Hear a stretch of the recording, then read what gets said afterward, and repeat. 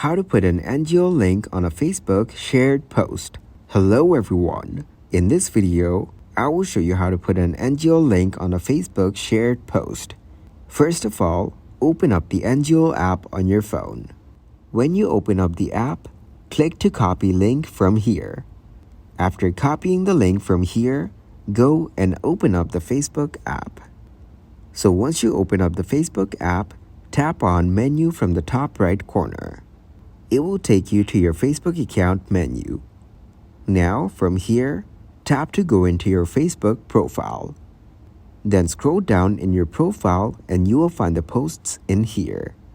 Once you find the post, click on three dots from the top right corner of the post. Now, from its menu, tap to edit post. After that, you can edit your post and you can paste the NGO link in here. When you paste the link, click to save it. Now, your post will be updated and the NGO link is shared in it.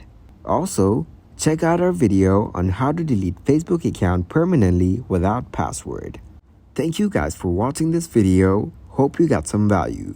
Make sure to like the video and subscribe to the channel to get notified of new videos.